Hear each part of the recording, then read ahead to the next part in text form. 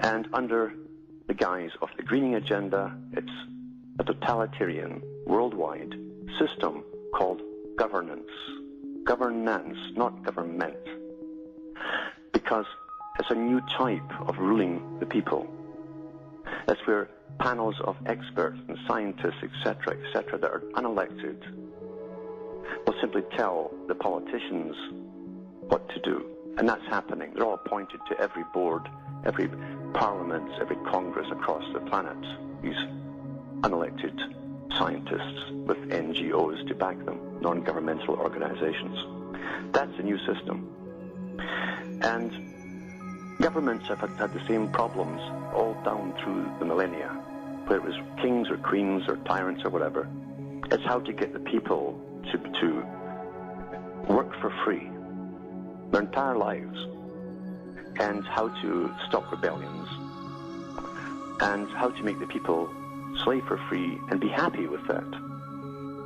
Now, Huxley was a guy himself who said that the people, if they use pharmacology on the public, coupled with psychology, that's propaganda via the marketers who understand the advertising, who understand the media. In fact, they are the media today. Everything out there in the media has a political agenda. They call it raising public awareness. When you hear that term, you're being told that this is the mandate and that you're going to parrot that one day. Whatever the mantra happens to be, it's going to become part of your conversation, and you will accept this mandate because your consciousness has been raised. I call it e-raising, because if you think for yourself, you'd realize it's all a con.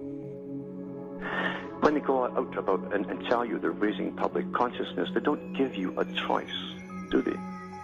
To give a choice to people, you have to give them the whole story with all of the facts on any particular topic and let the person decide for themselves. We have a mountain of one-sidedness today.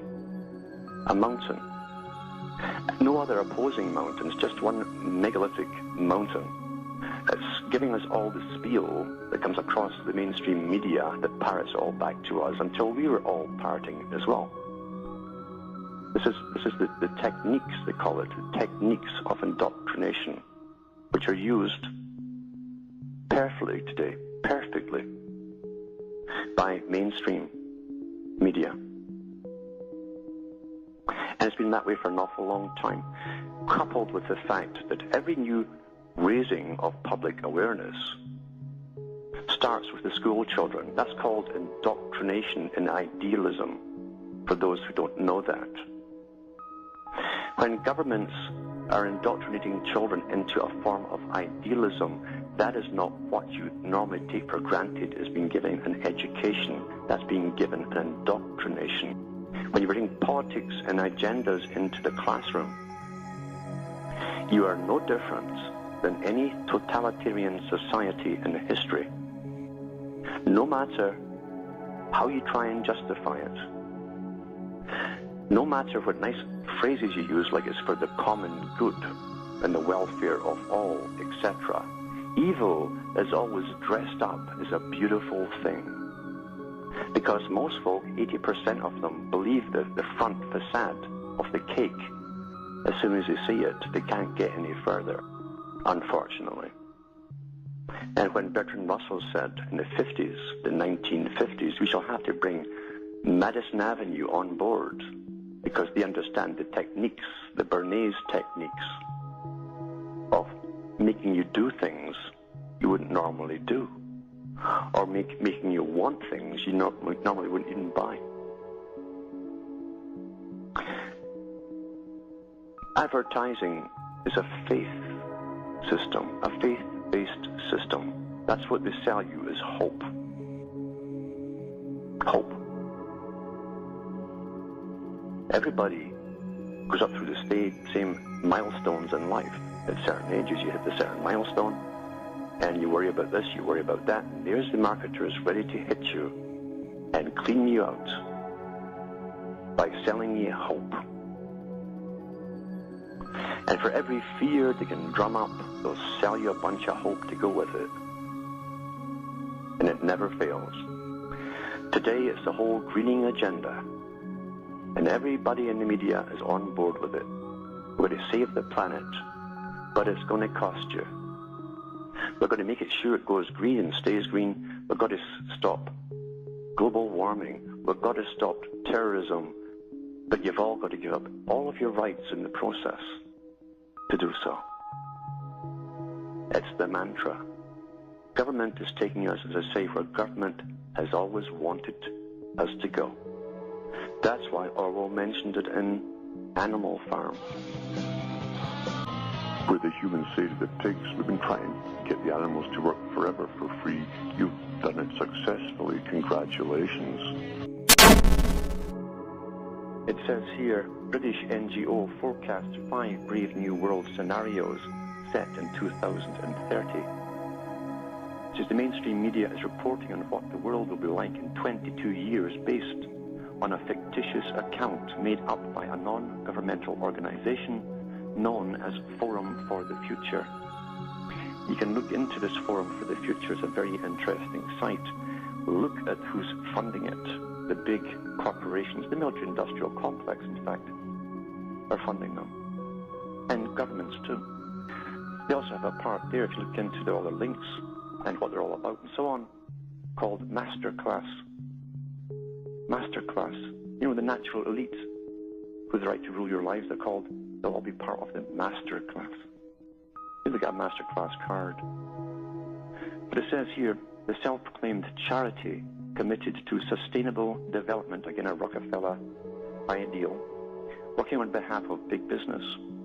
The 76-page report titled Climate Futures, a Response to Climate Change in 2030 was created in collaboration with the Hewlett-Packard Labs. They outline the possible scenarios, 5 possible scenarios of what type of brave new world hell we could be living in by the year 2030. Efficiency first, service transformation, redefining progress, environmental war, economy, and protectionist world. Each one has its own timeline, a make-believe history with wide array of things that may occur between 2009 and 2030 if we don't start making global warming our #1 priority. They include artificially grown flesh to feed hundreds of millions. It's kind of like Soylent Green, isn't it? Cars run on batteries. That stuff was talked about in the 50s. Microwave weapons deterring hurricanes. They've got all that stuff now. A supercomputer named ALF-8 against ALF-8 making predictions. A global, so they'll have their own form of oracle, you see. These characters have always been into various things like channeling and horoscopes and all this kind of stuff down through the centuries if you follow the lineages. It says a global recession and global taxes. Well, I've got that already. And bionic games in California. The middle class is destroyed all over the world. Well, that's what they're doing, isn't it? Water shortages, food shortages, they're created too. Starvation, the rise of India and China, the fall of America, Russia freezing out Europe, and virtual Olympics. We have most of this stuff already. Famine in Southeast Asia, $400 a barrel oil, heat wave in Europe kills 200,000, and denying climate change is a thought crime, and conviction gets you deported to an international convict settlement. It's almost there already, isn't it? In fact, it will be because if you don't go along with climate change and pay your carbon taxes, you'll be a criminal, you see. And all the little children, they're utterly brainwashed, again, by the big NGOs that sit and make up the curriculum for children. They're indoctrinations. They're raising up an army of little Nazis. The perfect Nazis. Even Germany never had this kind of perfection in scientific indoctrination. This has been done today. This is a very brave new world indeed. The press describes climate futures as sketches of social consequences from today's global warming crisis that are based on studies and consultations with climate change specialists. It's astonishing. But there again, it's not really, since they have to find a method to get people into a war mode, a war on something. In a global society, you've got to find new enemies. So man itself is the enemy, according to the Club of Rome.